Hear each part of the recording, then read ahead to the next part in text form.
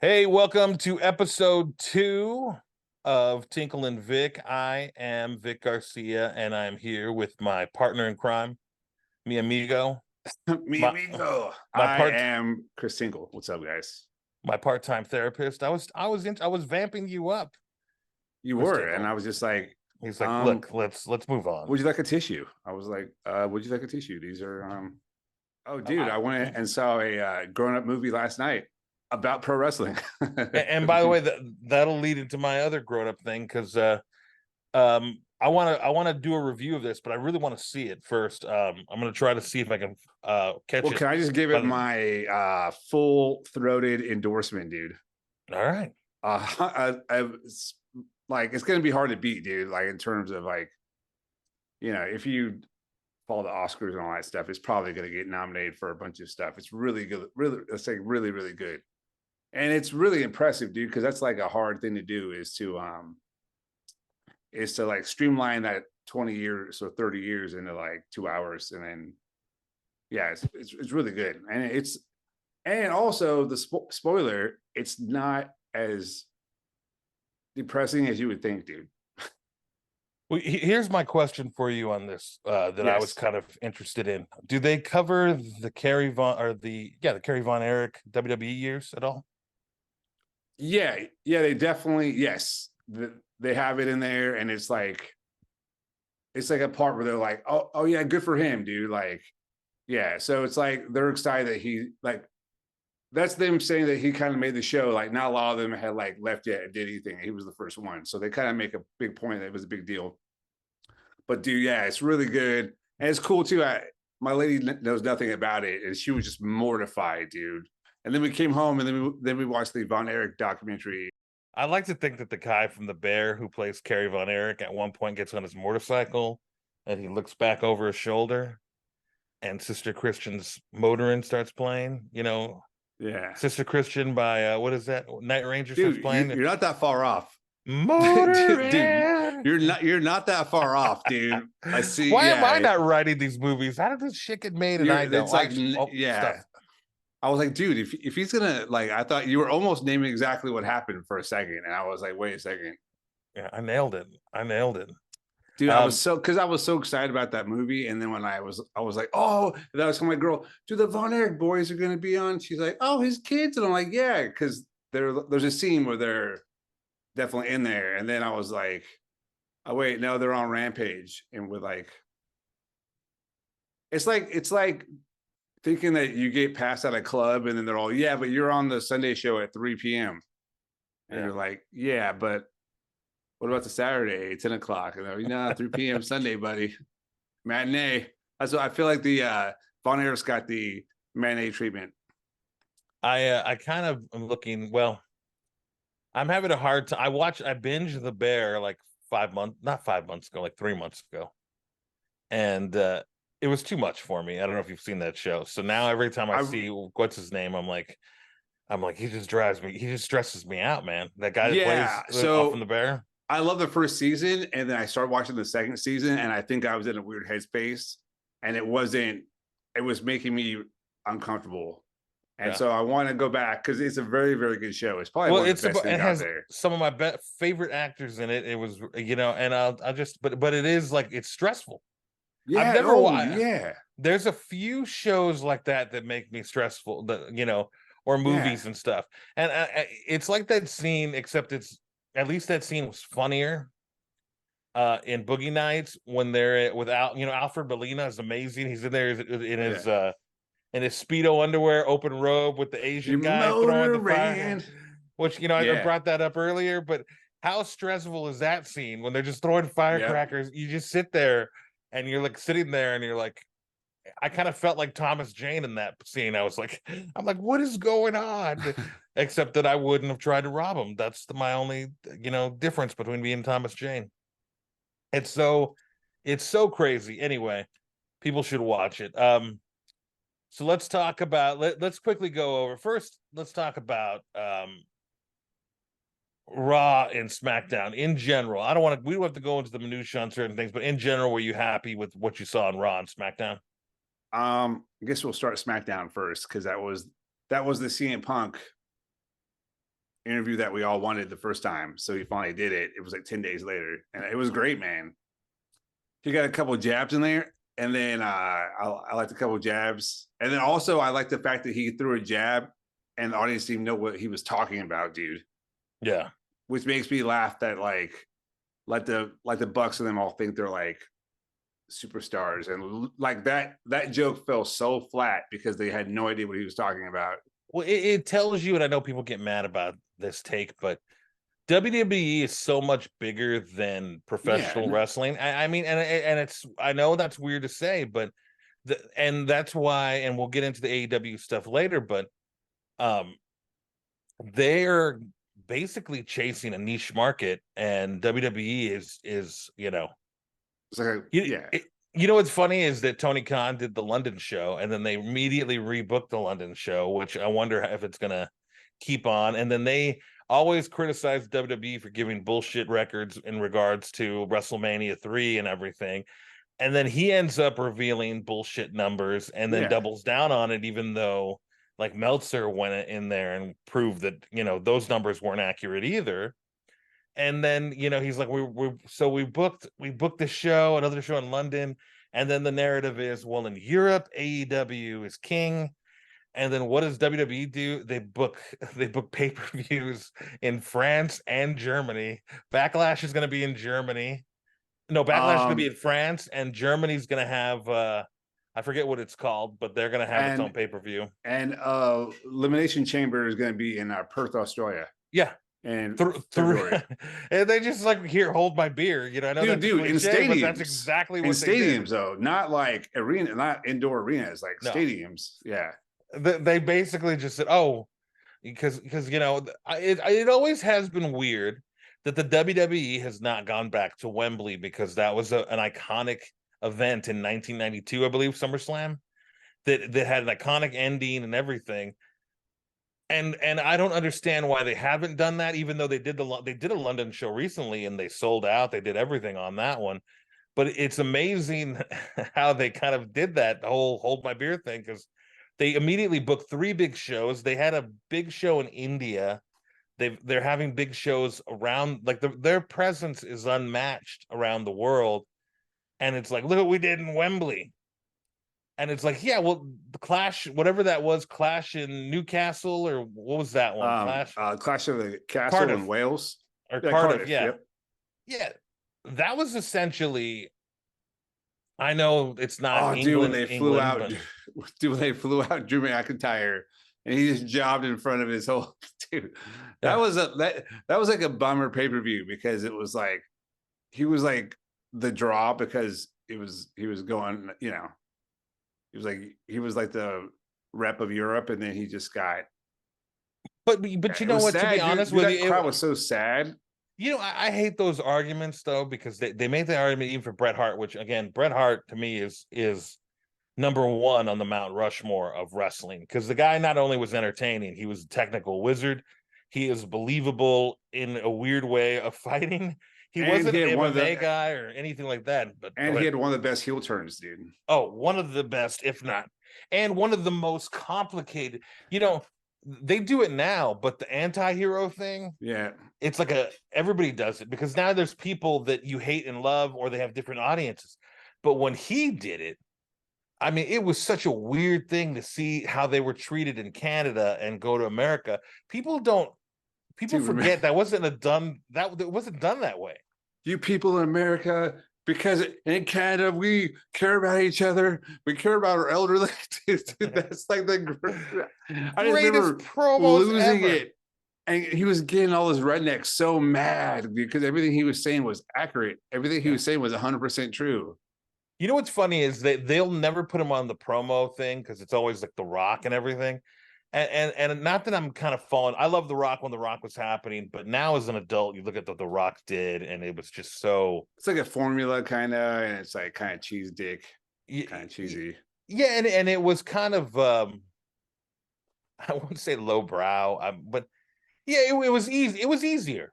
Yeah. And he was great. His charisma was great. But I mean, he'd go there and he'd say finally, and then he'd name the city, which became a joke with like Mick Foley, because at least Mick Foley like was doing it tongue in cheek because he knew it was Yeah. like a gimmick, and like it was a cheap pop. You know, people use that terminology. I try not to use the terminology too much that a lot of these people like to do. But then you had The Rock, and then he'd talk about strudel, and it's like, ha. And Pie. it was a lot funnier when we were 16 versus, you know, the age we are Yeah. now. And then Bret Hart had some great promo work. Yeah. Even, you know, Stone Cold was a great promo too, but Stone Cold again too, it was very simplistic. I'm gonna whoop your ass. I do what I want. You're the dumb dummy. But Bret Hart would go out there and he'd give you this heartfelt thing. And yeah, those promos were amazing. America. Dude, it was so great. Because we And I care love about each America. other. We care about our elderly. Hey, you know what's funny is I was rooting against him, but I acknowledged that he was completely right about some of this stuff, you know. Oh, dude, I remember that because I hadn't watched it for a while. And then I somehow had on the episode where he flipped out inside the steel cage, and that was like the start of the turn. And he's like, "Oh, I'm sick of this shit." And he just started. And I just remember I was like, "Whoa, Bret Hart's losing his mind," and I was like, "Wait, can you cuss on TV?" I was so blown away. It was one of the first times that the wall got kind of it got kind of blurred, like the lines got blurred. I was like, "Whoa, is he?" Because he was so good. I thought he was like really mad, and he was like, "Yes." Yeah. When he started throwing the cage everywhere, it was great. And there was some reality And they to still it. You know, milked it for 4 more months, dude. they That was still did. his. Yeah, they still milked it because he didn't really turn until Mania, and then he actually turned. So they still milked it, dude. I'm all for it. I'm glad they have somebody now, apparently they do, that's into the long-term storytelling. You know, and going back to Drew McIntyre, it's made him more interesting that he lost in Cardiff.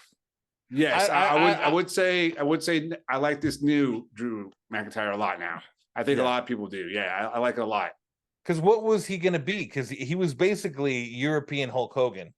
Yeah, And it just wasn't, you know. And I know he did it during the pandemic, but people, I don't think yeah. I people think were that everyone into knows it. you got like a raw deal. It's kind of it's like anytime you say his name, you're like, how come he's not? And then you're like, ah, that's right, poor guy. But you know what what's funny is, and I love Kevin Nash Diesel, but they say that whole era, that period of him as a champion was a dud. He was the lowest drawing champion, I guess. Yeah, but you know, they always do that stuff, but he was still super popular. They were all Yeah, making money. It was a different time for the business. You can't blame him for that. You know, Eddie yeah. Guerrero, I don't think it was his. I think they also changed like. I think they started making them like the friendly, like the shaking hands, wearing sweaters, like well, we talk about that. Bruce Pritchard talks about that. That's where they go wrong with Stone Cold. That's hopefully where they don't go wrong with further with CM Punk, when you start making them obvious baby fit. Let them be yeah, themselves. Let them be complex characters. That is what people want now. yeah. And I don't think CM Punk's gonna have a people liked Diesel for what he was, Diesel. And then when they were just being cute with him, it was like, oh, okay, you know. And then they're like, well, he also couldn't wrestle. I mean, the dude was almost 7 feet tall, and you know, he had like 6 moves. I thought he was fine. Think yeah. I about, mean, he was good for what he was. I mean, he was never gonna have like a 20-minute. He was good for what it was. I mean, he's really like he's a great like second guy that you can pull the string on and have him like wrestle a match every now and then. But he's really charismatic. at least they didn't do to him what they did to. Dude, he gets so high on his podcast. Oh yeah, Dude, I try to listen to his podcast, and he's so high that I'm like, I'm feeling it. I know what he's trying to say, and I'm feeling it in well, for him. it's sad. I feel bad for him because he is reeling after his son's death. Yeah. He He's is allowed to do whatever reeling. he wants, dude. Yeah, that's rough, man. And I hope, you know, and then Scott Hall too. You know, every time you know what's funny about him, and he gets a little political sometimes too, but I don't give a crap because he's authentic. You know, he'll sit there talking about the Democrats, and I don't disregard him because he's authentic. Not that I'm pretty apolitical now anyway, but I don't. He does it in a way that's kind of real. And so when Scott Hall, you know, he talks about Scott Hall, it's like the anniversary of his death. man, even just whatever, when you follow him on Instagram, it's just you could tell he's reeling. It's not Yeah. a fake thing. You get all these RIP, you know, Oh no, emojis. you could tell that. Yeah, he's like, yeah, it's not easy for him, dude. He did like a podcast like a couple days after his son passed away, just because his son was so into the podcast and all that. Like he felt like and that was a hard thing to listen to. I mean, he was like so honest, and it was so raw. But You know, yeah, man. one of the coolest people. I'll tell you this: if I got any chance to hang out with anybody, if I had to pay money to hang out with a wrestler, if I had the money to just drop on, I'm going to hang out with a wrestler. You know, because we don't all have Conrad Thompson money. I would drop it, and I'd want to hang out with Kevin Nash. I Oh, just I think he'd be so damn cool. I watch every month and a half. I watch that episode of the Detroiters. You ever watch that show with no, someone was just telling me about that, dude, and I with totally forgot about it. what's his name? He's I should famous watch it, now right? because he goes really, really, and then Sam Richardson. You know those two. Yeah, what is the guy's name? The one that has the weird show. I think he should leave on Netflix. Oh, He was an SNL writer. He's really funny. wait. That's one of the stars. I can't believe I don't remember it, but I'm gonna name it. I'm gonna look it up, even though it slows the show down. I'm gonna look up Is he because is I love the show. The show is so is Tim Kevin Nash Robinson. on episode? Is that Oh what you're yeah, gonna say? Okay. he's on an episode. He plays Tim Robinson's dad. The premise is they run an ad agency and they put out these weird, not ad agency, like a marketing commercial agency, and they put out these weird commercials for clients, but they're at the bottom, and his dad was like, they always talk about the dad as being the greatest, but the dad went crazy and got put in an insane asylum.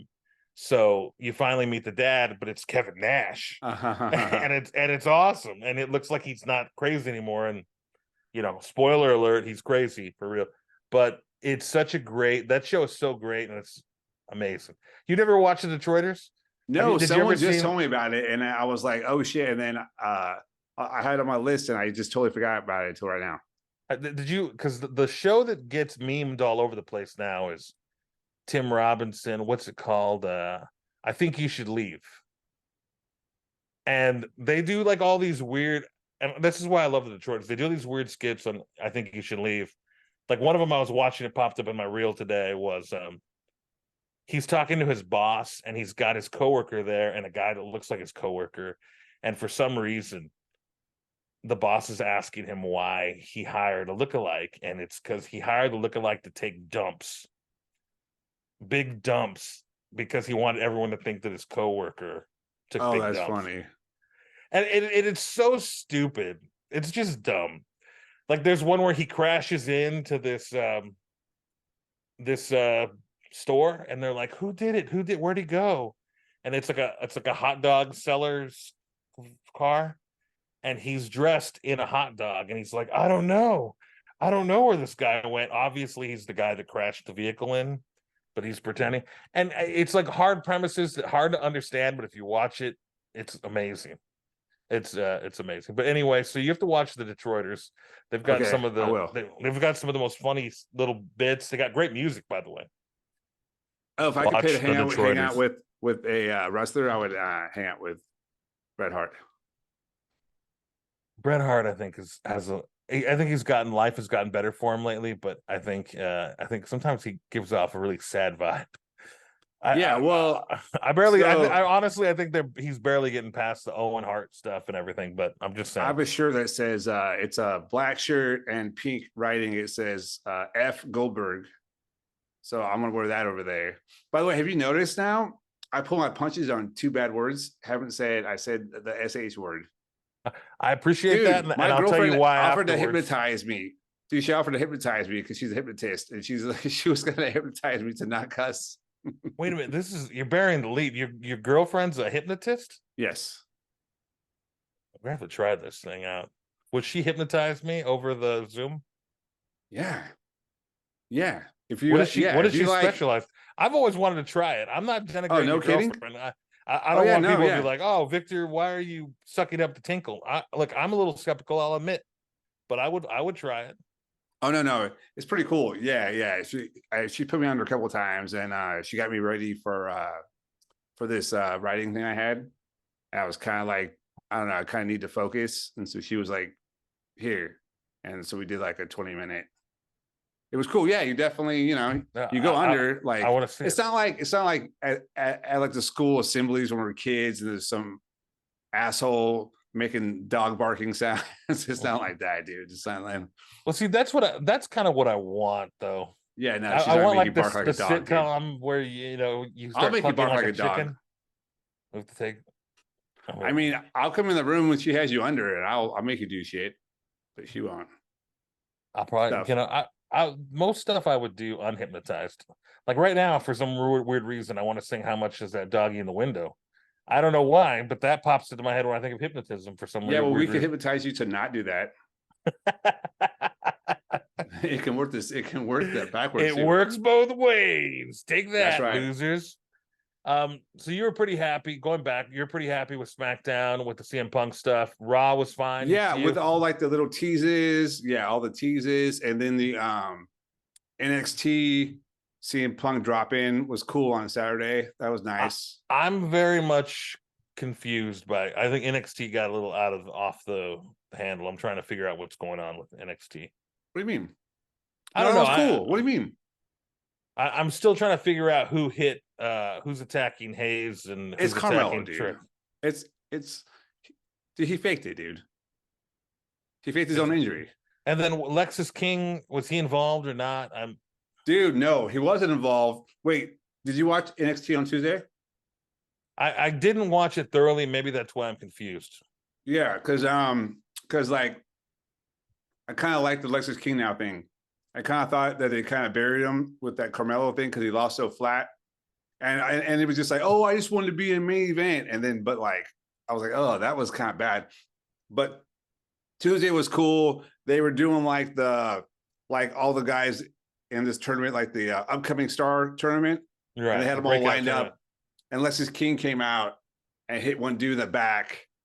And then they're all, Shawn Michaels is mad at you. He wants you to be in this tournament. And like Lexus King's like, so that's right. Yeah. So that was kind of rad, dude. So three things. Pillman, or not Pillman, Lexus King is starting to act like his dad a lot more. Yes. And then, which is kind of funny. And he got rid of the shoe polish, dude. He got rid of the shoe polish. It's like actual hair now.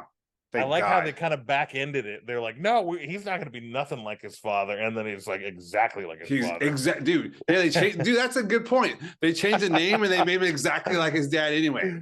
They're like, you know what? You're your dad, but we're going to take the name away because it'll help you. Watch. And sure enough, it's like addition by subtraction divided by 3 multiplied by 20 is now we got Lexus King.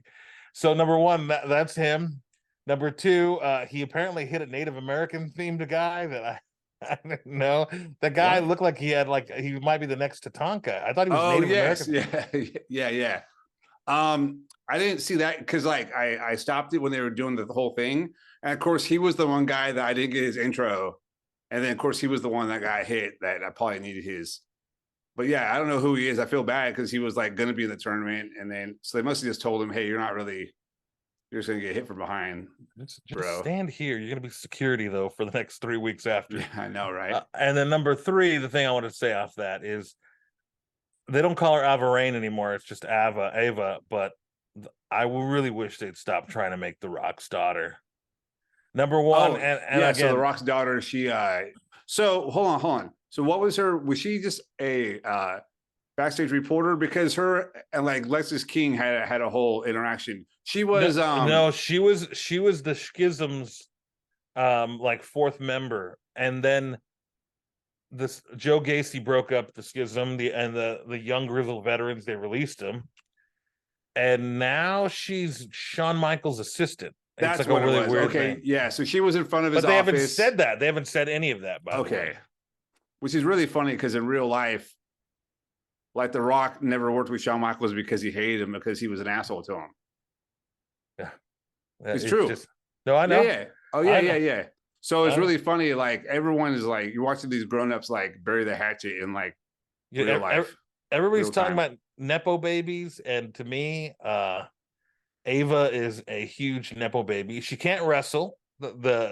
she can't wrestle. It's a No, fact. I haven't seen her yet. Is it bad? No, she's had a couple tag matches, one solo, and she's bad like Maxine Dupree on Raw. Bad. Did you see that, by the way? No.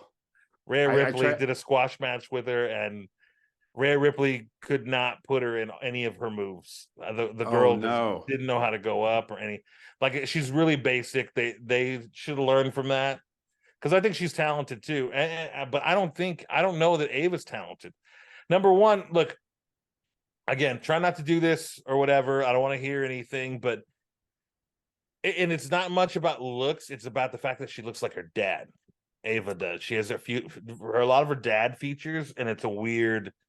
Like, you can't get her dad out of your head. And so she's trying to be hot.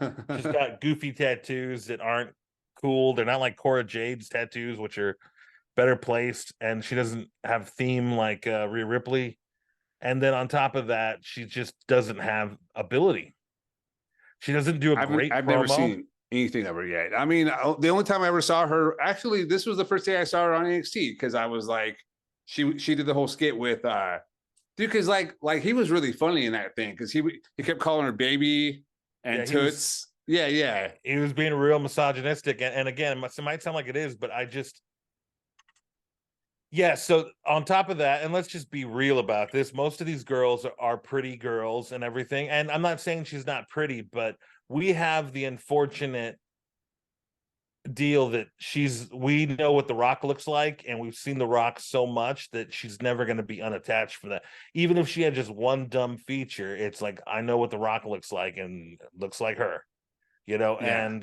and on top of that, though, she hasn't done anything like talent-wise. They've been really slow with her to develop it. I honestly, probably. I mean, I'm sure that's on purpose, dude. I'm sure they're gonna like see everyone else you could throw out early, and if they sink, you're like, well, it's his kid, dude. So it's like they gotta like. I'm gonna tell you this: I don't think to what their standards are, not my standards, folks, for what a backstage interviewer is over there, because they find these models.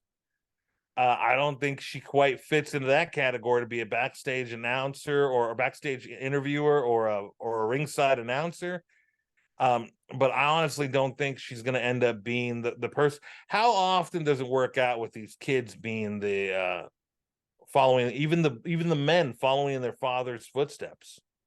Yeah, I mean, for every Cody and for every like Randy Orton, there's like there's that Ted DiBiase Jr. What's Bill Watts' son? Everyone always talks to Eric Watts. Eric Watts, yeah. And Eric Watts, to most people's credit, had a look to him, and it just. I mean, half of that Von Erich boys. Eric Watts tried to wrestle, but they couldn't. They're too small. Eric Watts' highlight of his career was being half of Techno Team 2000. Remember that group? I don't know what that is. You don't know who Techno Team 2000 is? No, what is that? We're not going to get into that. You got to look it up. It's a tag team from the 90s. And it was right before 2000, and WWE had a team. They were called Techno Team 2000, and they were like a futuristic tag team, which Team 2000? Nothing was futuristic except the name. Yeah, look it up, man. It's ridiculous. Techno Team 2000.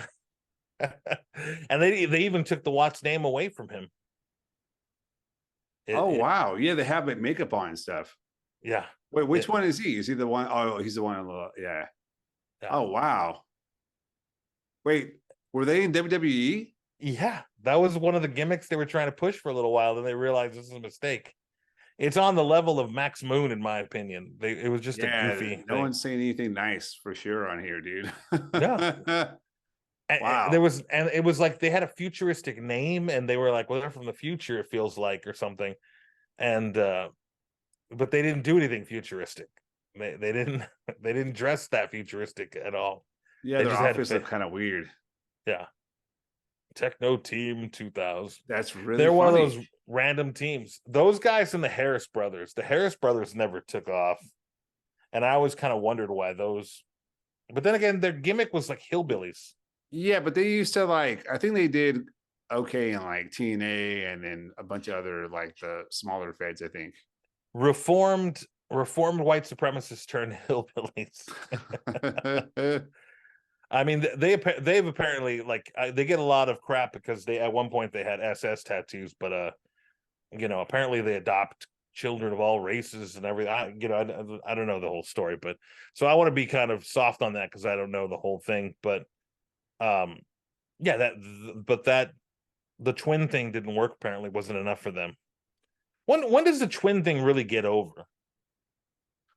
I don't know. Are there any other? I think what's his name's kids are twins, right?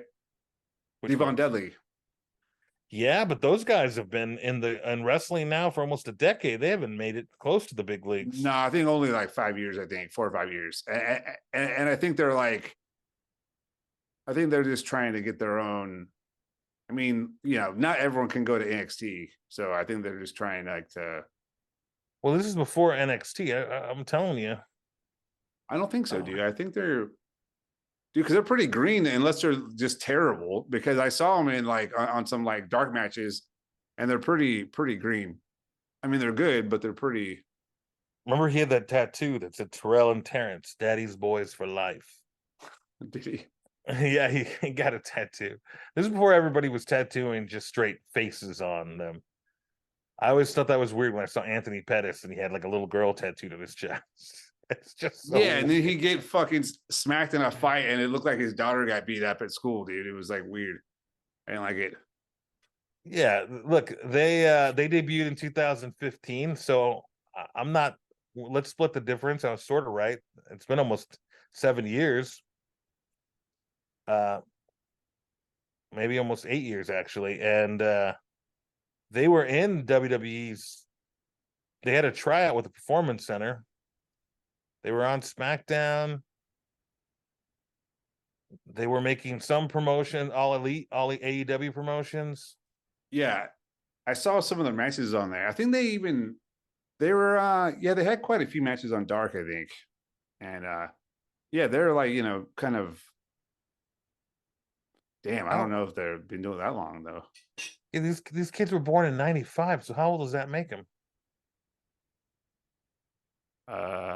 29, 28, 29. 23, yeah. So these guys been around a little bit. I mean, they got in a little late, I guess, but I'm just saying.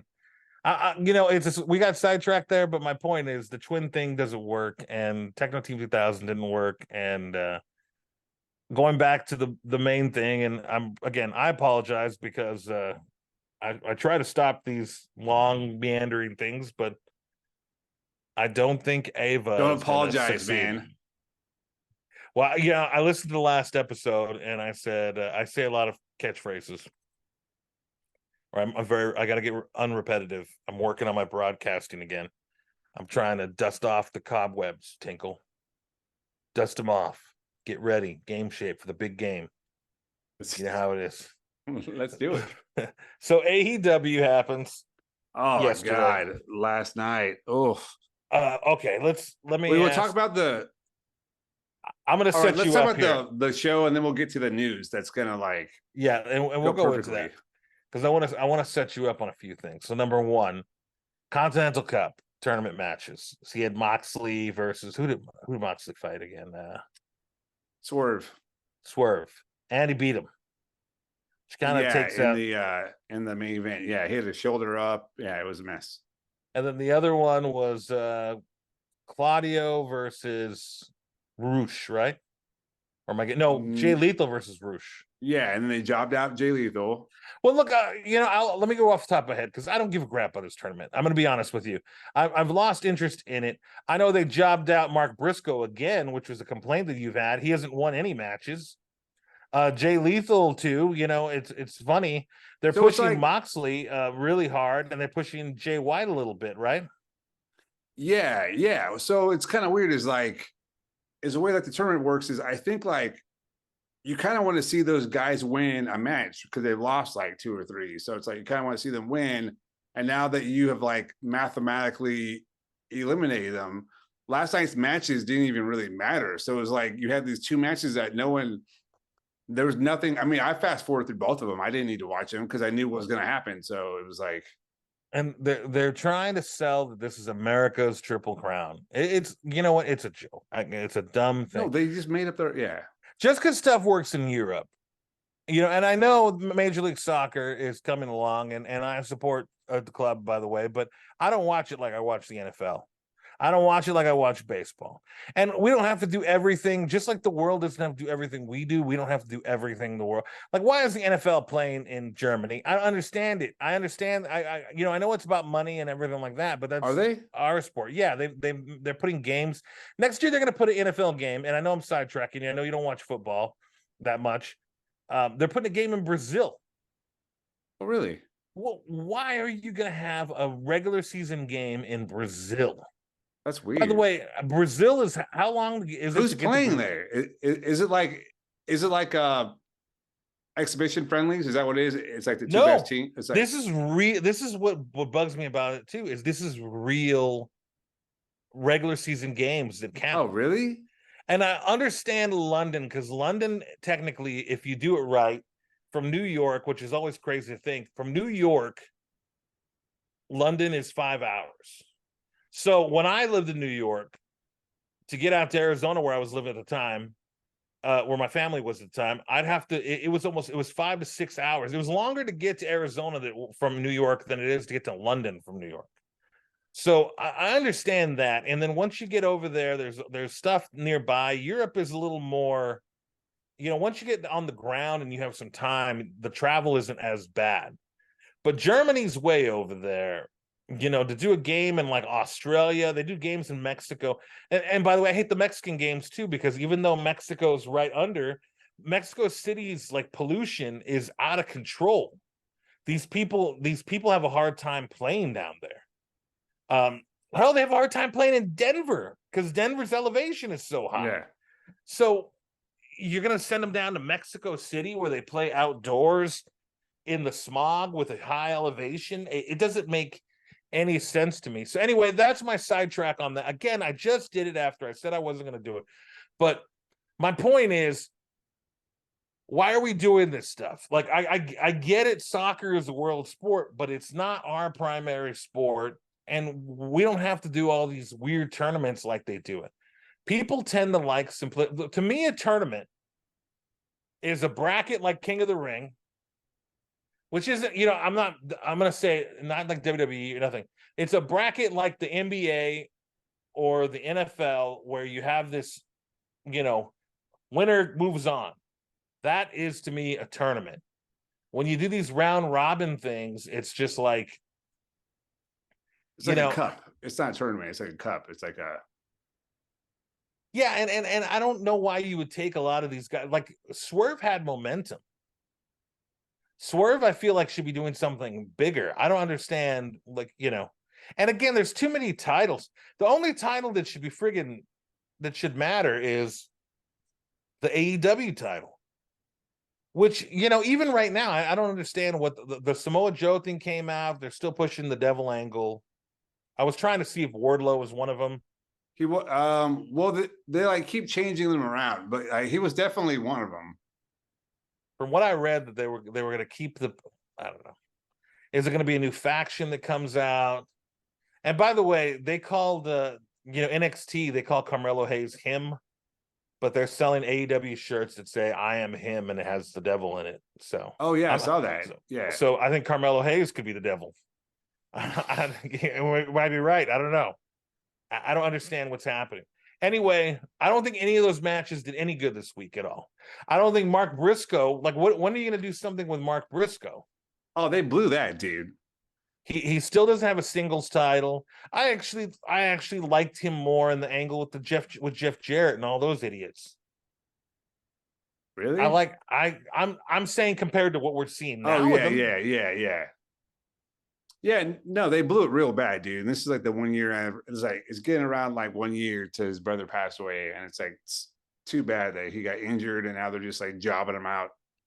It's so dumb, dude. You know what's dumb? Also, I'm just tired of this, and he's a good example. Put him in AEW, have him, or not AEW, put him in ROH, Ring of Honor.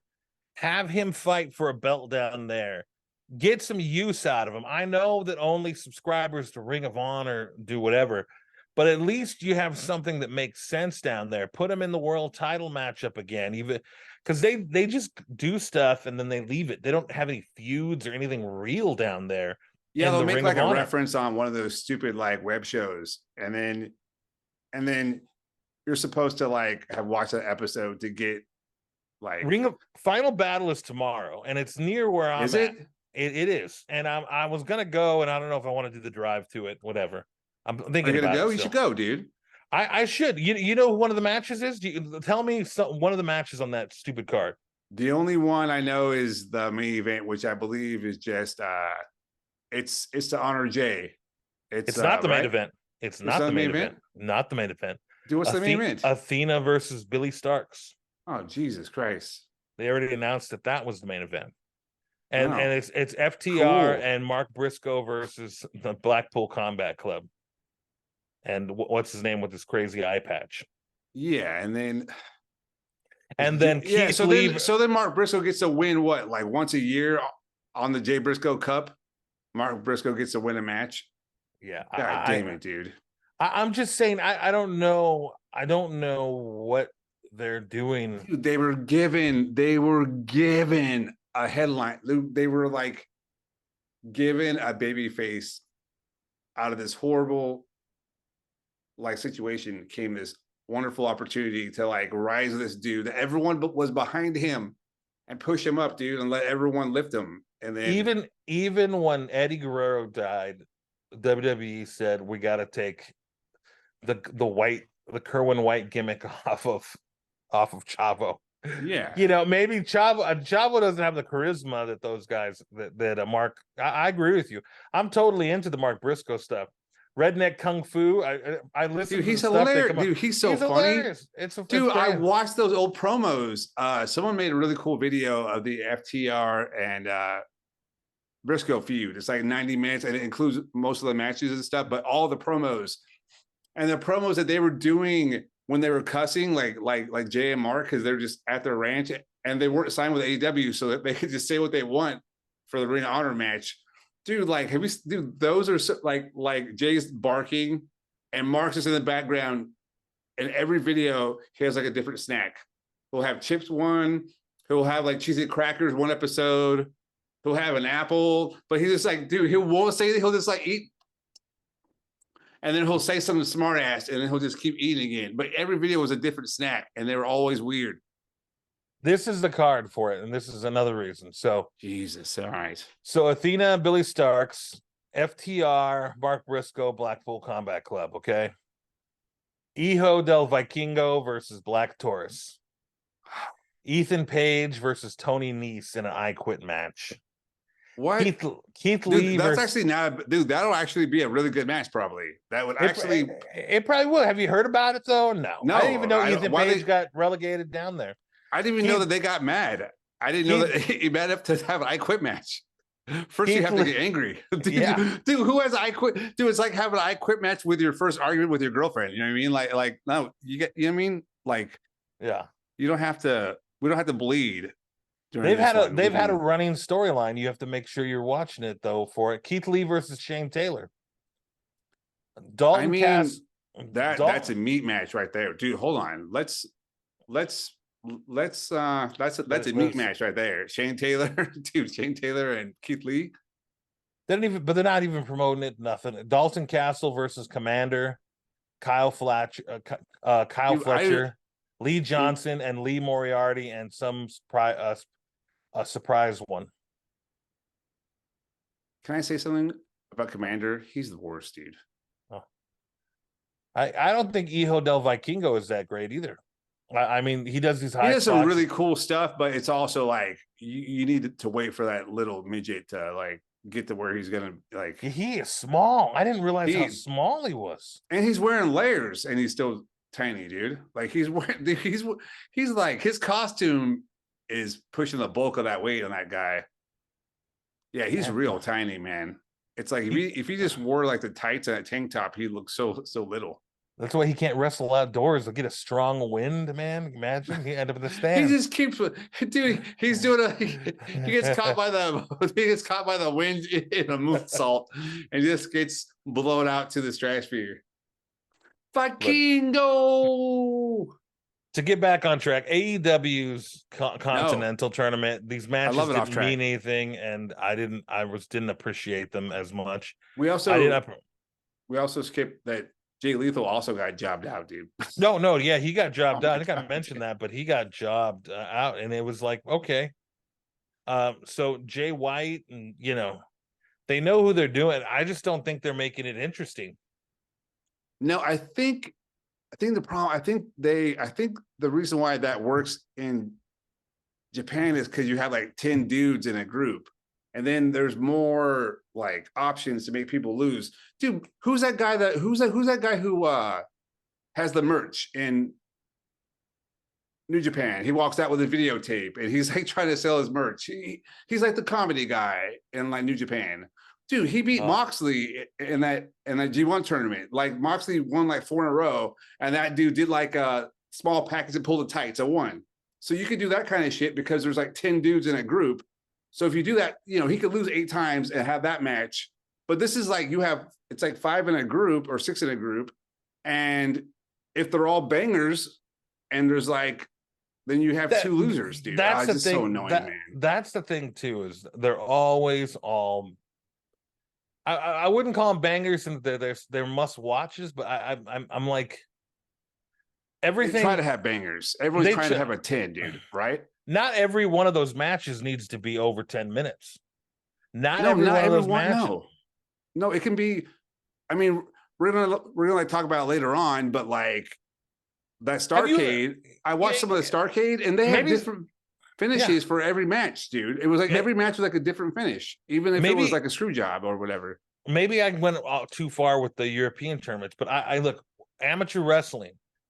We go to have these tournaments, and some of them were epics, and then some of them were just like, some people got just manhandled, and then some were like, you I was one of the manhandled. Oh, were you a wrestler? Yeah, dude. I did a tournament that I was done. Dude, I lost. I did so bad. I was done by 9 a.m. I was. You know how fast you gotta lose, dude, to be mathematically eliminated at 9 a.m. in the morning on a Saturday. Dude, the cartoons haven't even started yet, and I'm like eating my lunch because I don't have anything else to do. And you have to hang out with the rest of the team till like 7 o'clock. Yeah, well, actually, but I remember like one of those tournaments, I had separated my shoulder. It was like a 2-degree separations. It was kind of bad, and then but I was there all day long at this tournament because I got hurt the very first match. I was there for like 10 hours, dude. And my shoulder was so swollen, like it was brutal. Yeah, and then I was like, everyone thought I was like faking it, but I couldn't move my arm. It was rough. The guy, when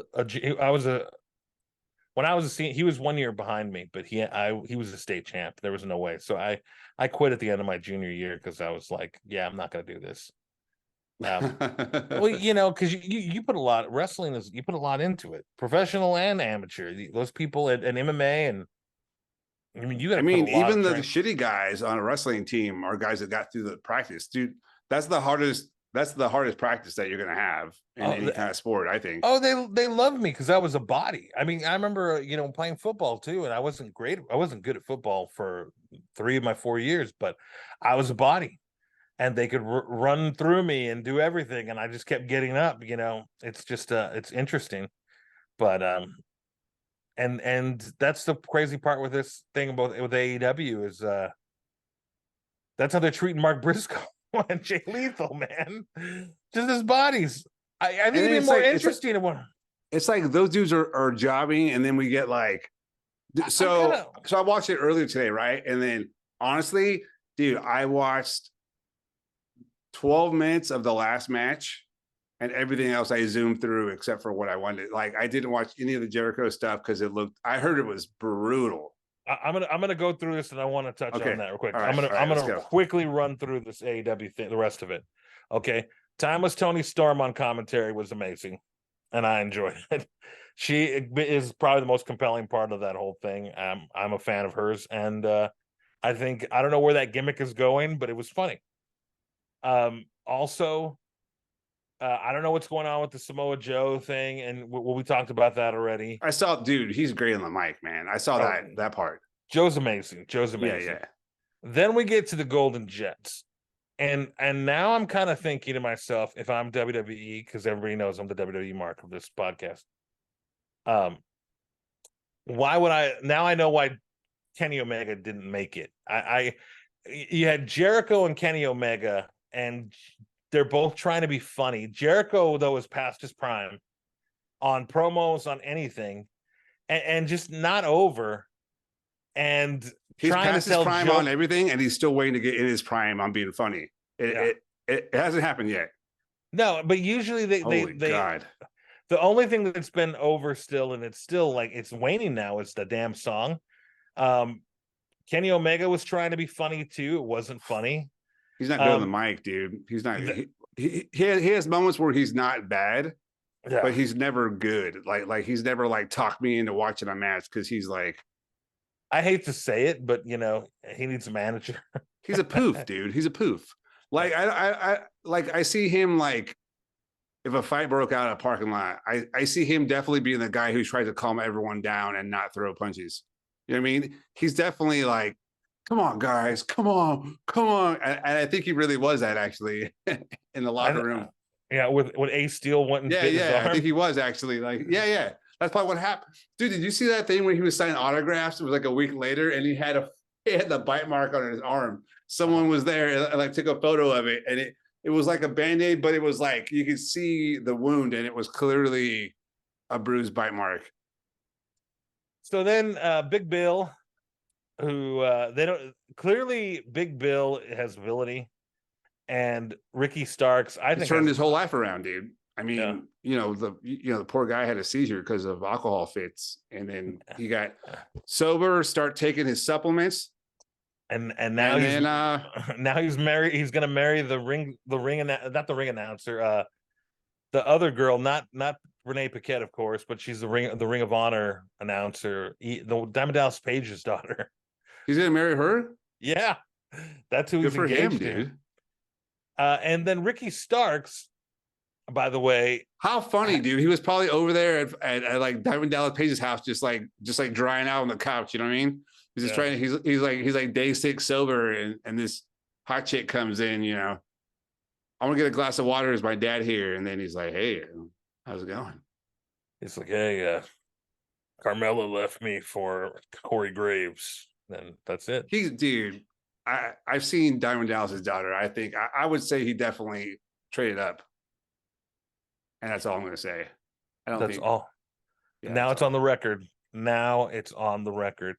And then again, Ricky Starks, though. Ricky Starks, I don't think had the greatest thing, but I don't think he was working with much. He was being a really good smart ass. He had one kind of line where he's like, where he just totally was like, yeah, it fell flat just like your joke did right there because it was really bad.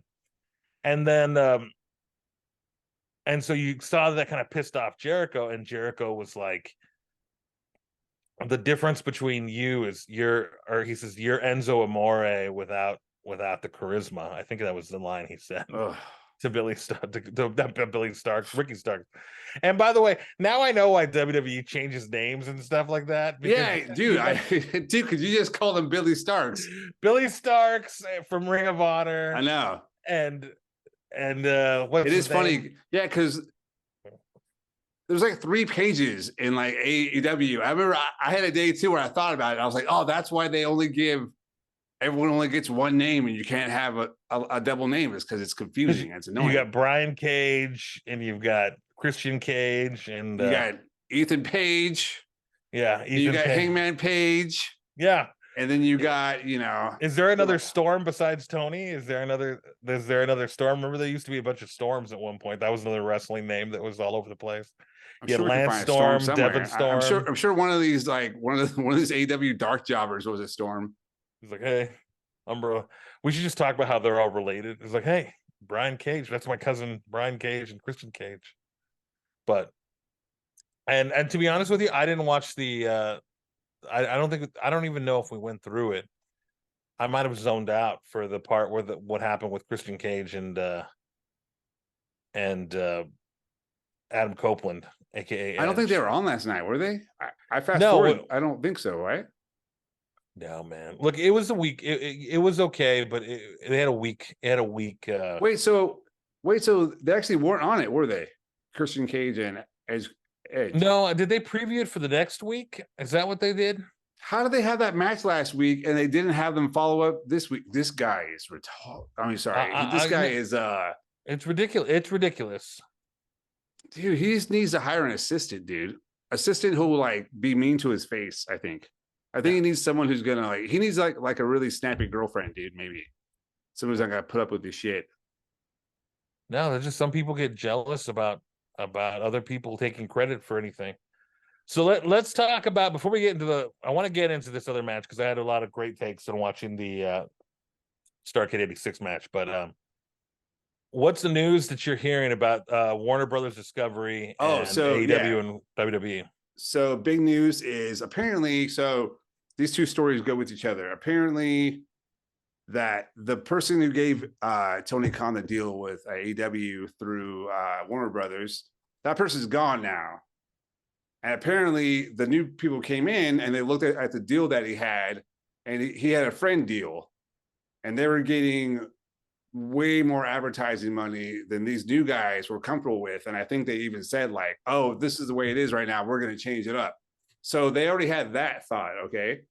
Now, all of a sudden we find out that Nick Khan, Triple H, I don't know if CM Punk was there, but he was like there in spirit if he wasn't there. And some other people, they had a meeting with Warner Brothers to talk about taking their show to looking at TNT or TBS because the people at Warner Brothers love Punk. So if they can go in there like, hey, you guys have wrestling on your, hold on though. So like they can go in there and be like, hey, you guys know how your two favorite guys were Cody and CM Punk, right? Well, they're on our channel now and we have 4 times the ratings. What time is it? I assume it's that kind of thing. Something to that. What do you think, dude? Crazy, right? It'd be so unbelievable. There's a bunch of unbelievable things about it. I think that'd be so unbelievable if CM Punk was the deciding factor in all of this. He apparently the AEW contract is up in October 24, and the Raw deal is up at USA in December 2024. So it's really close to like.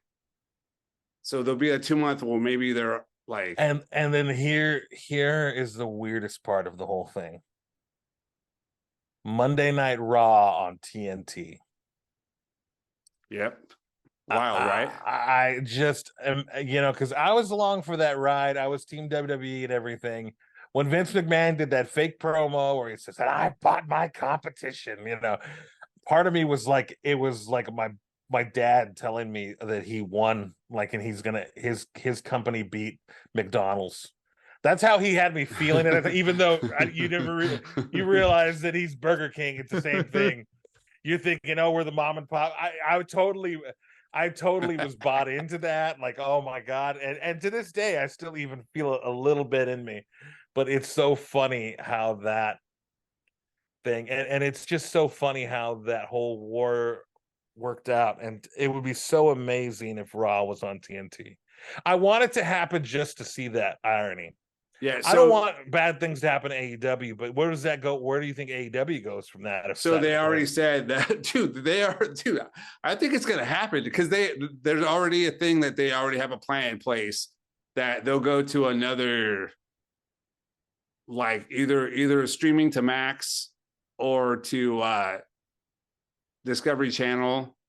There's a bunch of people making jokes about how it's going to be like on. Well, there's no way they're going to stay with WBD or with Warner Brothers Discovery if they do this.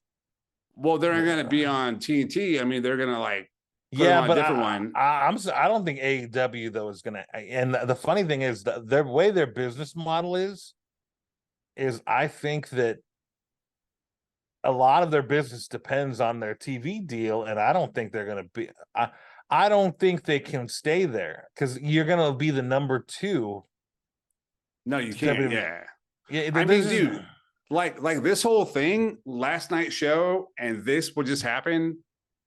It's like real bad for them, dude, because it's See, like, because this is not the time to put on bad television. This is not the time, dude. CW put on the is now going to have NXT. Yes. Fox, they're going to be off Fox. I don't think Fox doesn't really. They barely wanted WWE because I mean they wanted WWE. They didn't. They wanted. I don't think they were into wrestling. They were into WWE. Yeah, yeah. And They're into the money and the eyeballs it brought, but not the you think product. AEW on USA? I don't know. No, because the other show's on USA, right? Is Oh it? yeah, SmackDown's on Yeah, USA. yeah, yeah, Oh my yeah, dude. goodness. They have all the channels.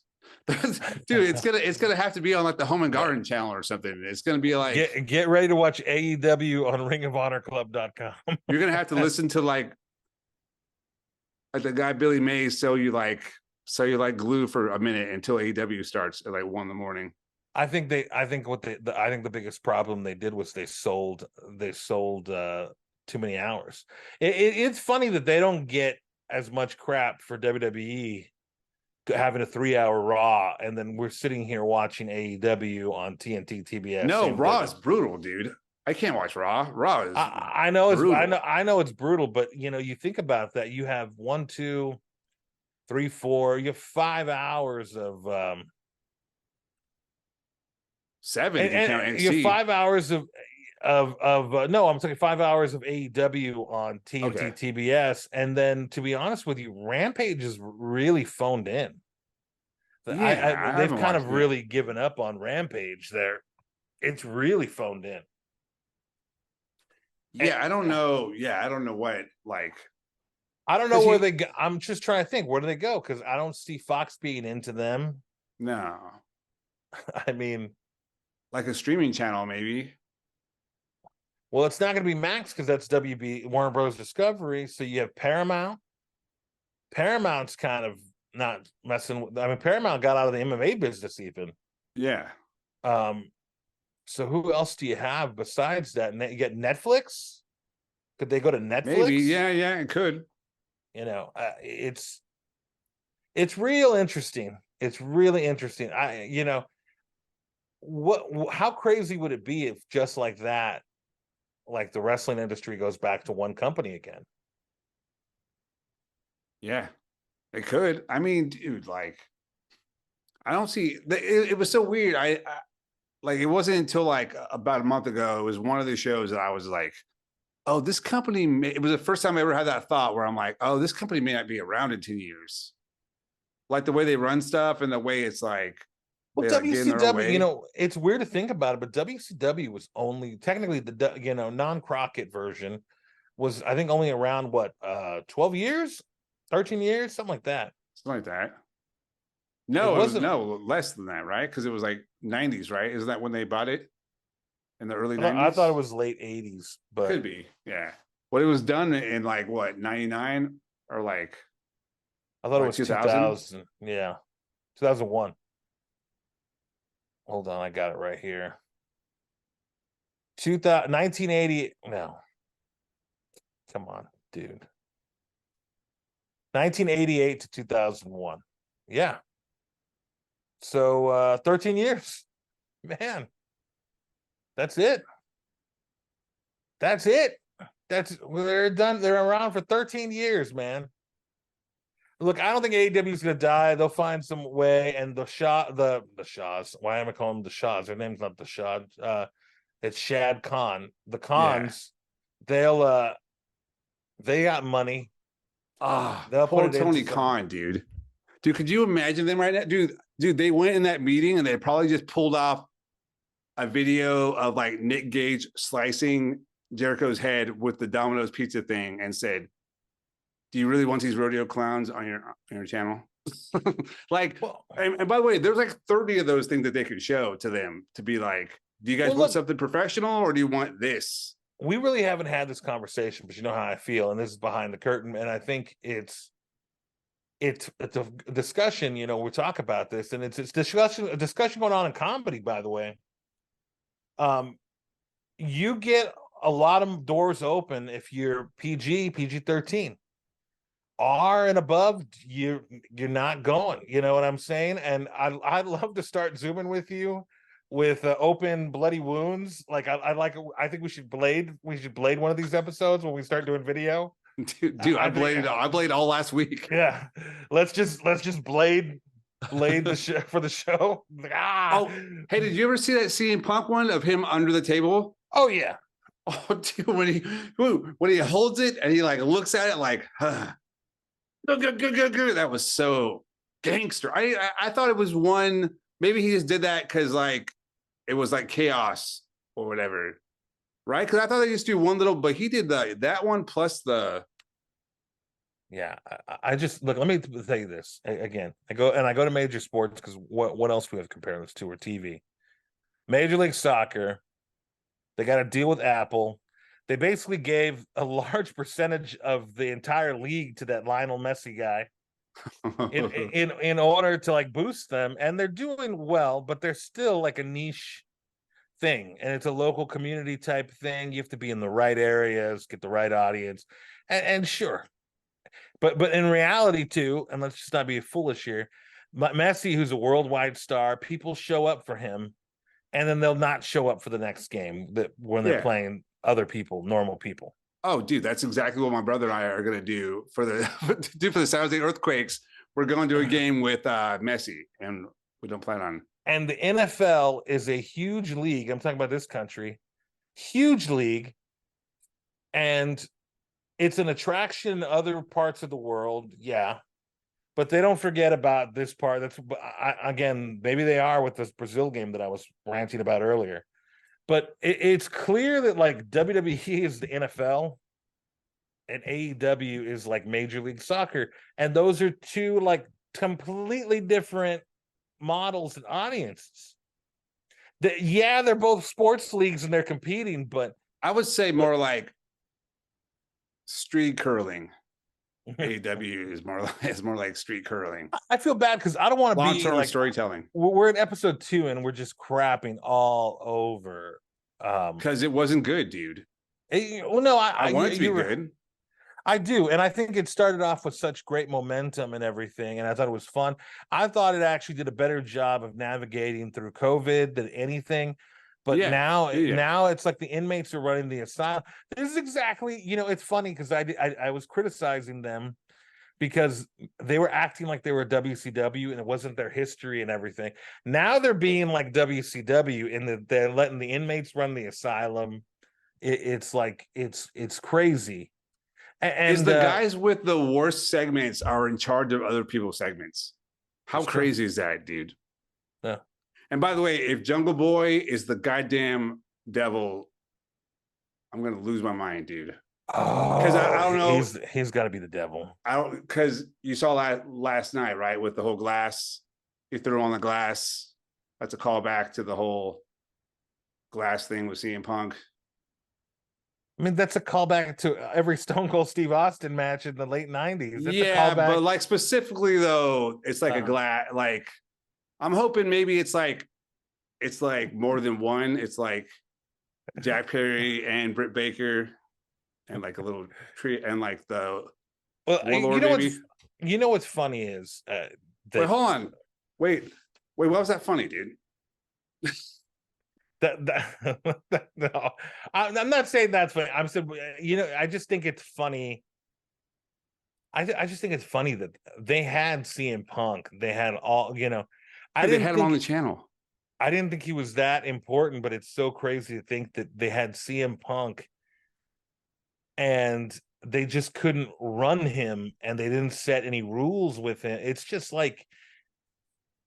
again, sports analogy. It's like signing the hot wide receiver that's going to change the game, except that he's a big prima donna and you don't set the rules in with him going in.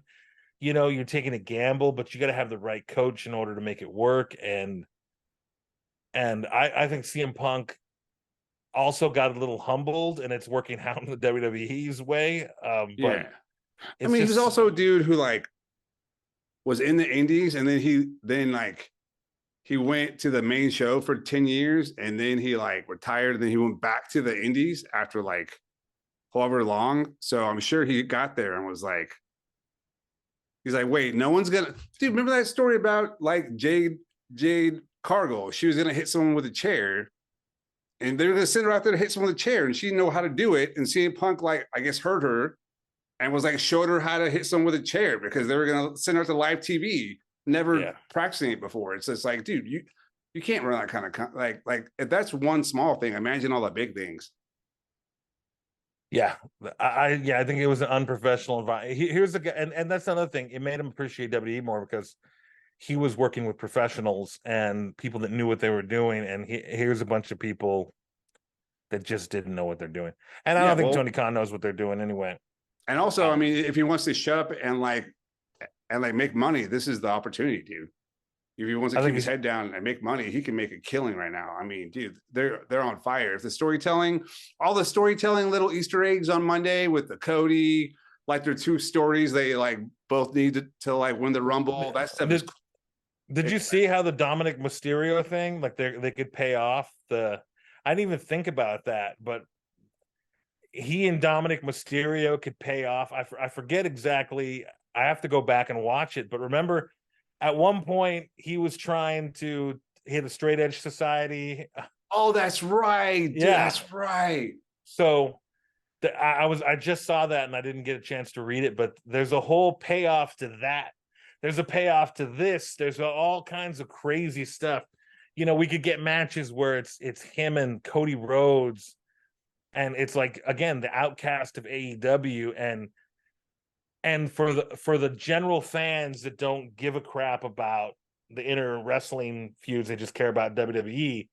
You have two big names, but for the people that know about all the AEW stuff, it's like, whoa, here's the guys that left and, you know, that were no longer elite. They're, you know, now the elite thing is all in the name. That's it. But let's talk about this matchup, man, because I've been having other scaffold matches for some reason pop up in my background. Okay. So this week's homework assignment was I picked the 1986 Starrcade Night of the Skywalkers, great name, and the co-main event was the scuffle match between the Midnight Express with Jim Cornette and Bubba versus the Road Warriors and Paul Ellering, and they were on that was a legit like 20-foot scaffold, right?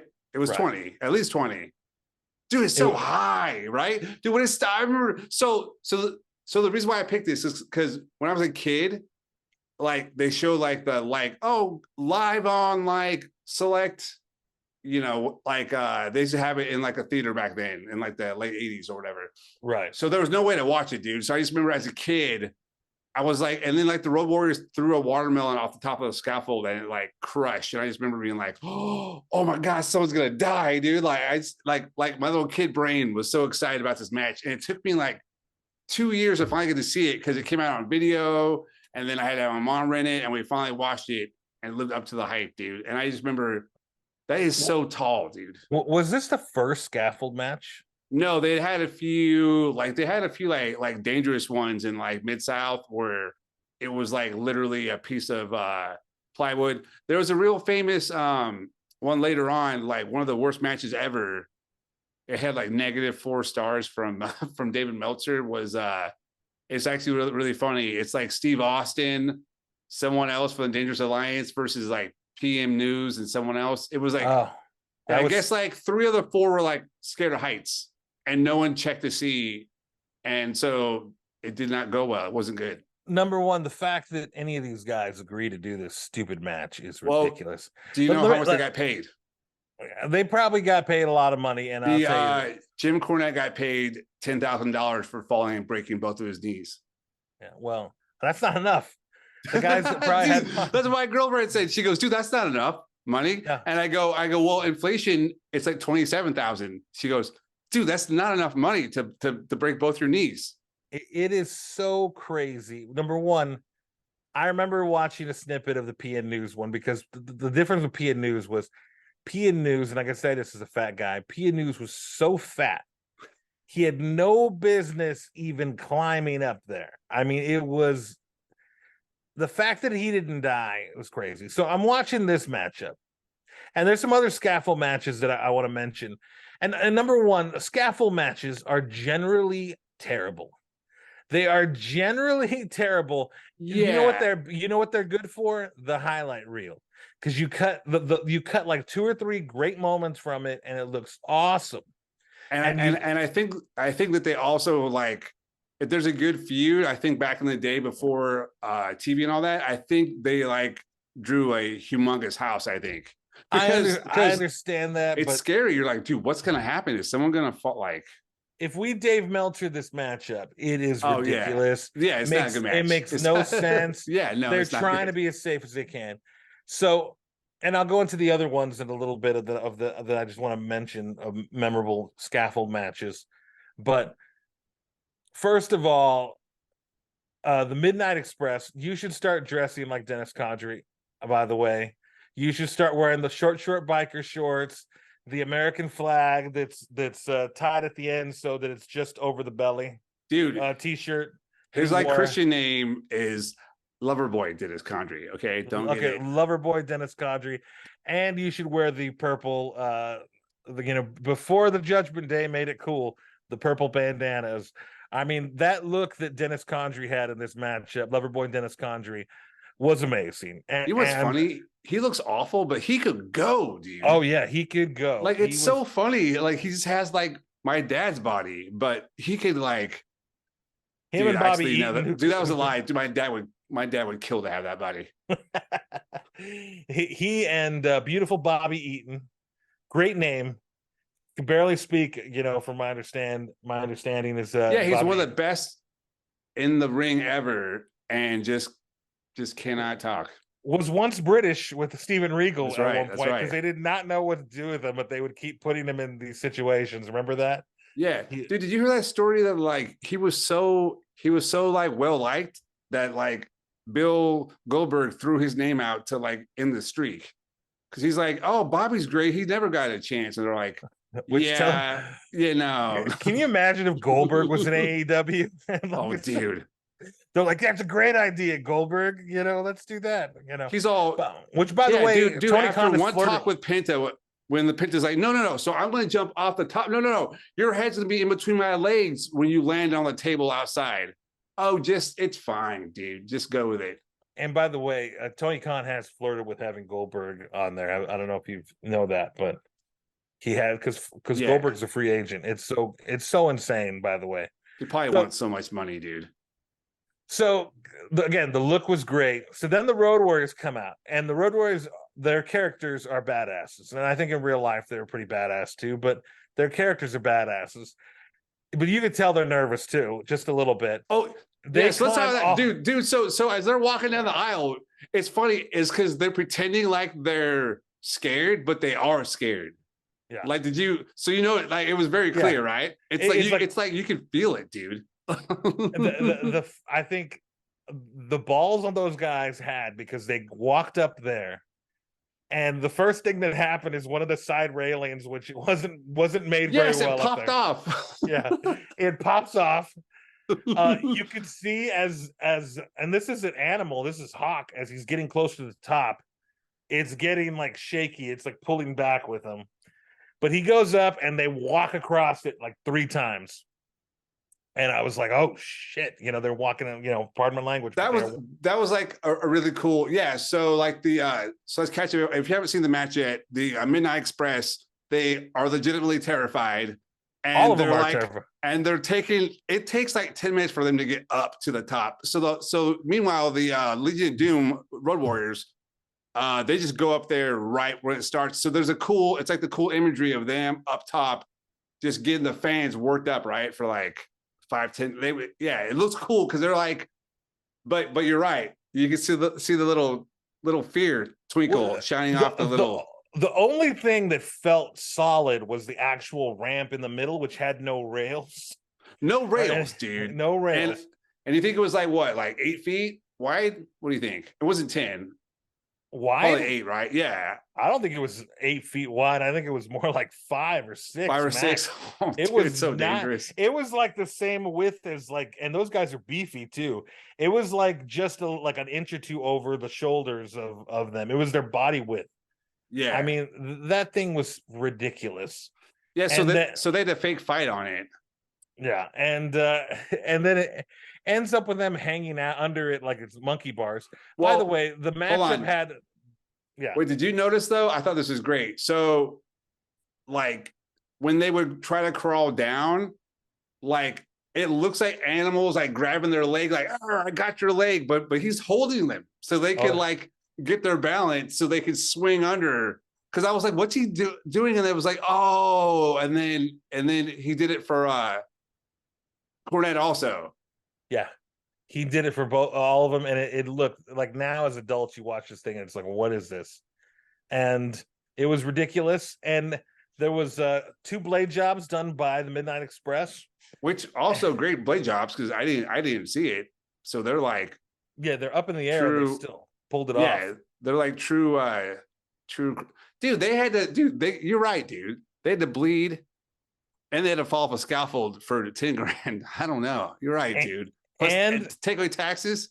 and they did the powder move, which by the way, every little thing up there Oh yeah, was a did we match. mention this match was horseshit, everybody? Oh, it As an was 11-year terrible. old, it was amazing, but like as you said, that was the two things that happened. Like a thing broke off. By the way, dude, when that thing broke off, because I think it happened twice. Because well, the second time it like something popped off and fell, and Dennis Condrey just had to look like he like turned and he saw it kind of fall back or like pop, and he just had to look like, ah, Jesus, dude, like. Like we're gonna die. The fact that nobody's died and in a scaffold match, and this includes that infamous one in XPW, which With is New the Jack, yep. New Jack and Vic Grimes, where he got Dude, revenge and he he stunned him tried. and He tried. he tried to kill Vic Grimes.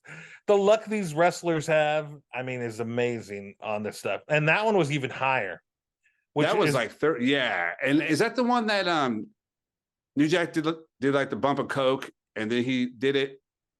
Was yeah, that and the he one? tased Yeah. him and he did all the whole it's in, have you ever watched that? Watch Dark Side of the Ring on that. That's one you should watch because Dude, New Jack was I showed it to my old roommate and we did a podcast about it, John Fitch, the MMA fighter. The yeah. I mean, he won't be in the UFC Hall of Fame, but if there was just a straight up Hall of Fame in MMA, he'd probably be on there. But dude, I showed it to him, and he was just like, "What the?" Like he was blown away by like New Jack and the whole stabbing. I think he was right. It was insane. It was crazy. And this was crazy. And then they made it even crazy with PN News. I just think these matches are I don't like them. I don't like it that they made the Hell in the Cell. I think they took it back down, but remember a couple years ago, the Hell in the Cell cages, all of a sudden they made it 20 feet high. And Shane Yeah. McMahon's dropping off 20 feet. Oh yeah, 15 yeah. feet wasn't high enough. God help it, 15 feet wasn't high enough, but 20 feet, that makes sense. Let's paint it red and make it 20 feet. I just find this to be an unnecessary risk. And you think about these matches like this, and there's a reason we don't see them anymore. Because it's And dangerous, dude. I And just think also, of people don't. It wouldn't be worth it now because people do. Okay, as people going up the side, do you remember the audience? The audience was going crazy, like as like the Road Warriors are climbing up, like you could feel like a like fever pitch. Like the audience is like, oh my god, these guys are super high. And then when like the like Express was trying to climb up, and they would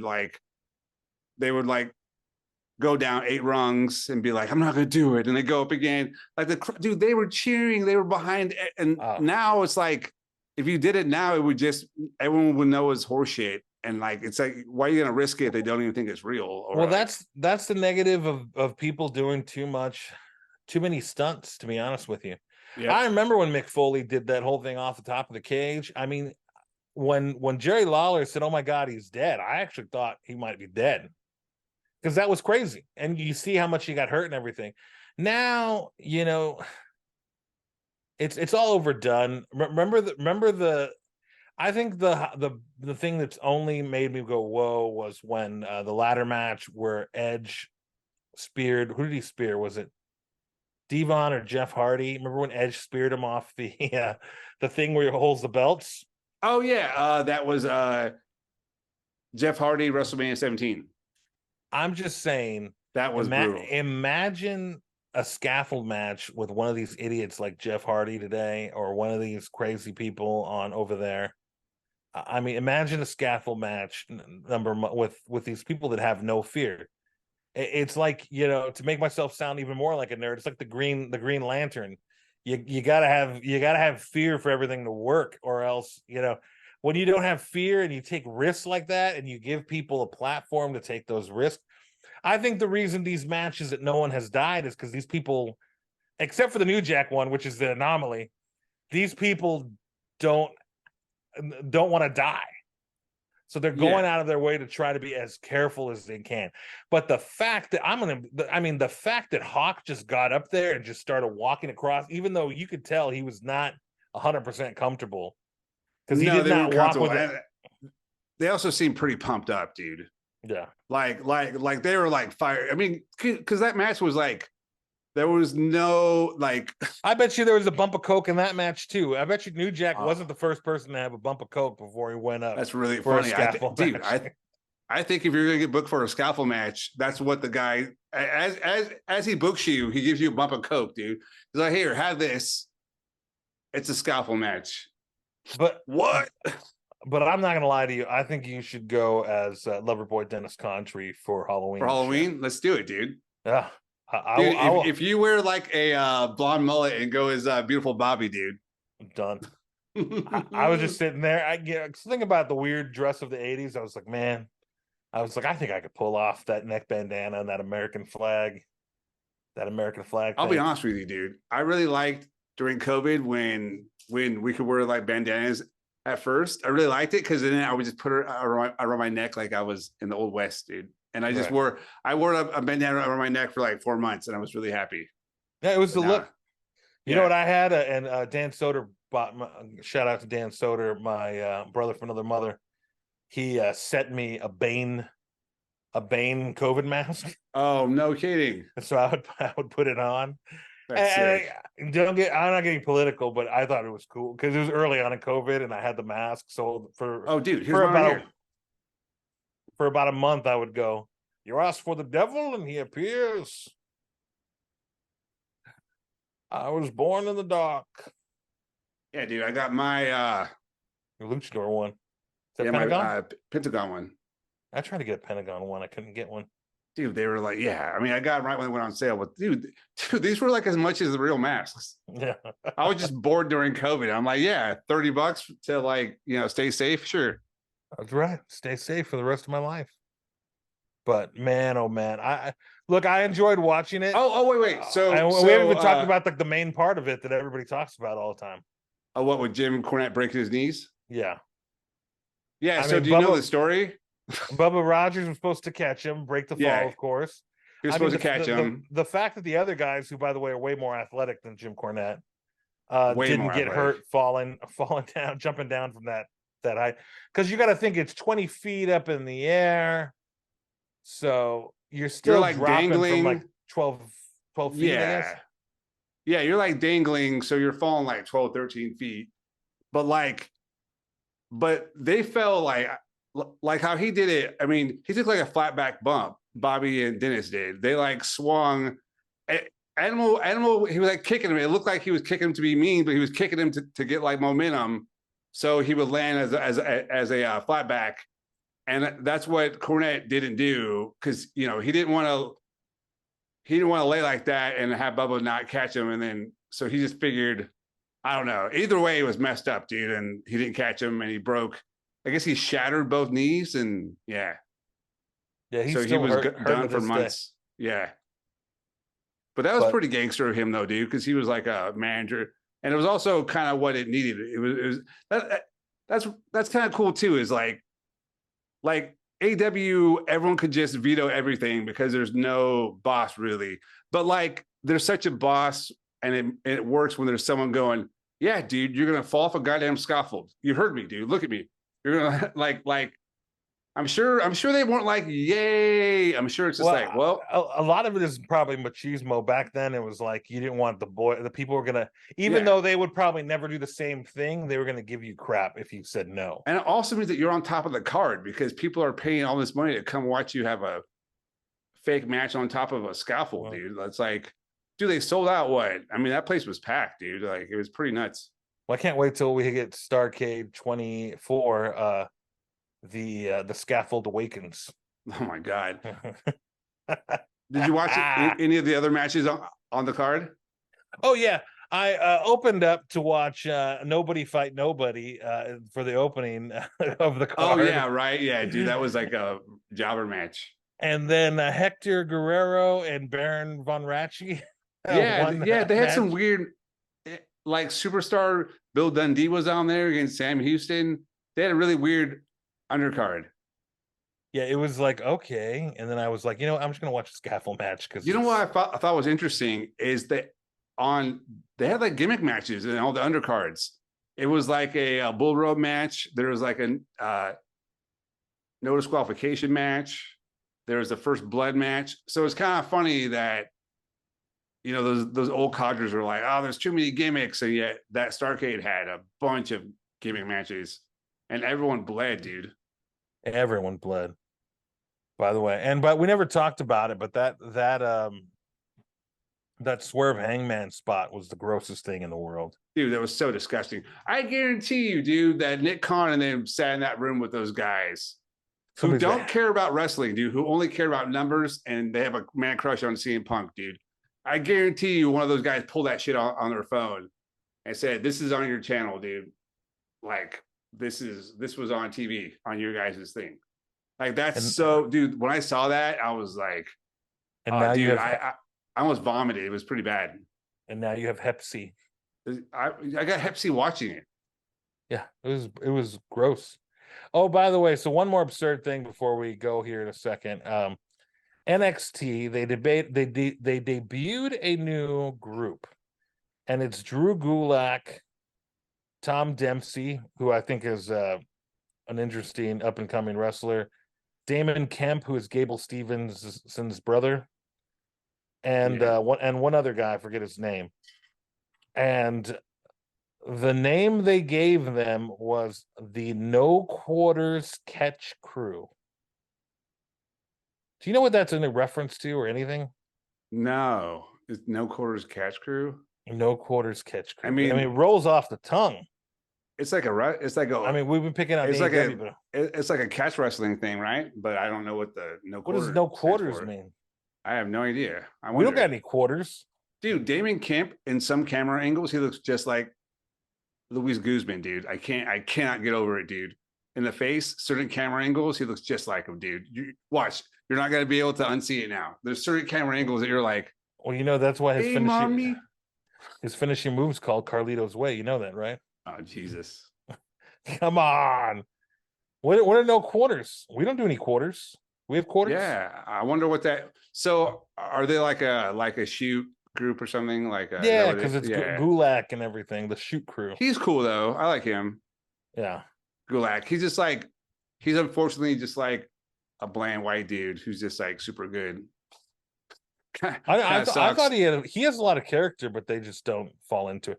Right now, though, there's no way anybody like Baron Corbin was smart to go down there because there's no way anybody's going to get on the main card. You look at WrestleMania right now, and you think about it because it's going to be Cody Roman, CM Punk, Rollins for the headline of both night, Judgment Day. Dude, how cool is that, bro? That like they're gonna like milk that shit until like WrestleMania, dude. With the Judgment Day? No. CM Punk and Rollins. That's so great, dude. I like it.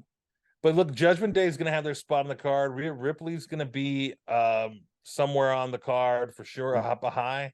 I'm telling you, I think they're going to have a girls match headline one of the nights this year just because they didn't last time. I mean, I don't think so. I don't, but it wasn't that a level of look, you can't not have Roman versus Cody headline one night. So one of those nights is gone.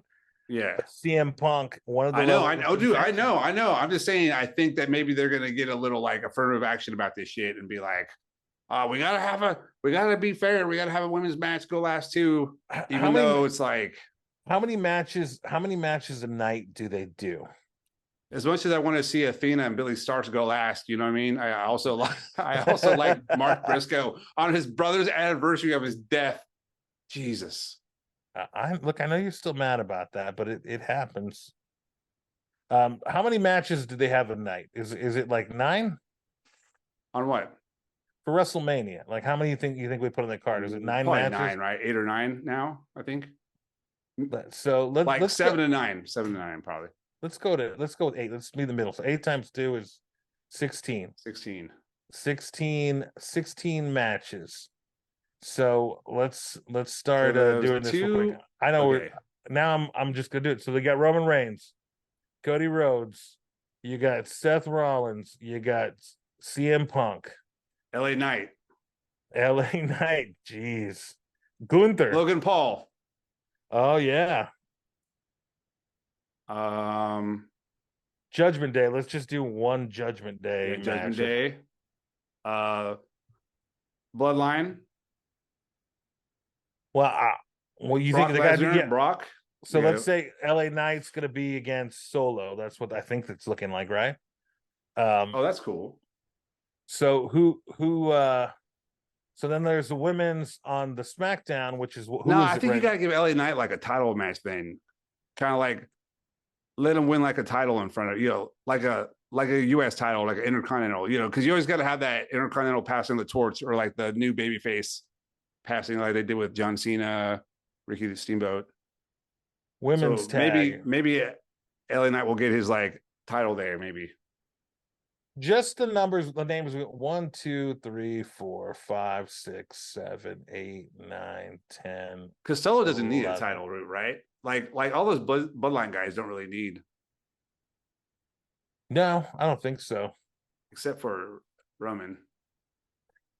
Just off the top, that's 11 people. Let's say that's 6 matches among them, and that's only the dudes. Matches. That's not even the tag teams or the ladies.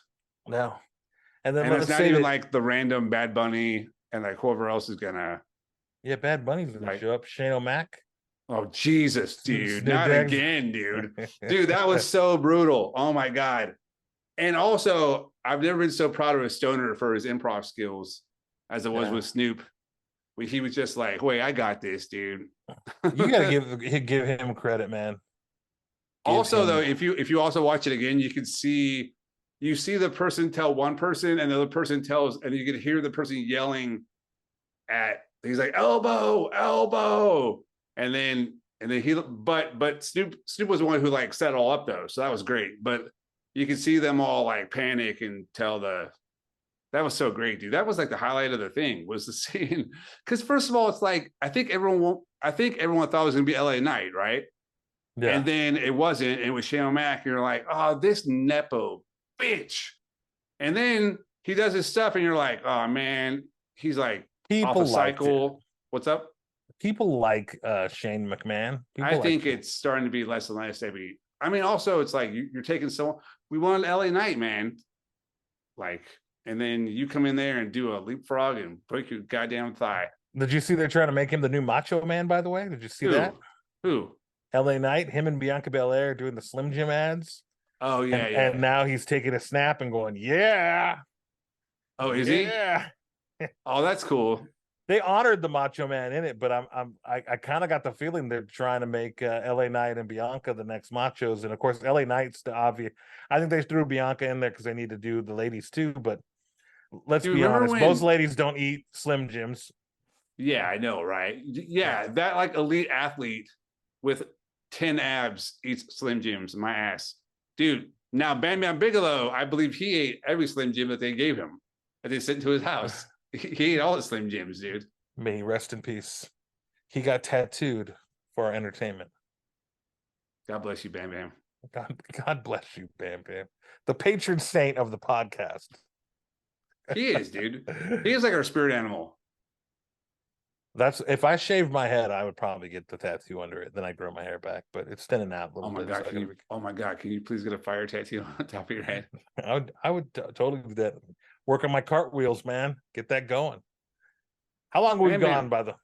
What's up? Go ahead. What'd you say? No, I was just gonna be like, he rules, dude. Like his whole like, I forgot how good he was until I watched that match which is why, I'm excited that we're doing this because, what do you want me to watch for next week, dude? You gonna assign me some homework before we get out of here? Oh yeah, dude. I'm gonna go back to ECW since people weren't into that with us. and I want you to watch Al Snow versus Shane Douglas. I Ooh. forget the event exactly, but it was their last match, Okay. and I'll probably watch it was the era of the styrofoam head. okay, so Al Snow. So is Shane the champ? Shane is the champ, and Al Okay, Snow perfect. is coming in, and Shane Douglas is very hurt, by the way, very hurt. You know what? But I think I remember. I don't think I saw this match until later, but I think I remember because this was when Al Snow was getting like white hot, right?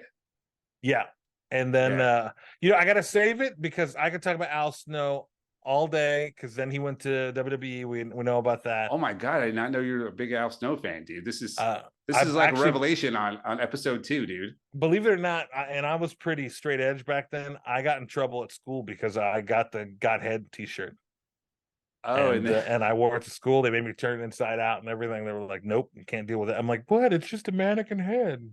dude, you're probably the Yeah. same as me to where you're like, wait, I don't get. Like, I was the same way when I was like, wait, I don't get laid. Like that was always like, I'm just wearing this shirt, dude. Like I'm like in high school. Like I don't.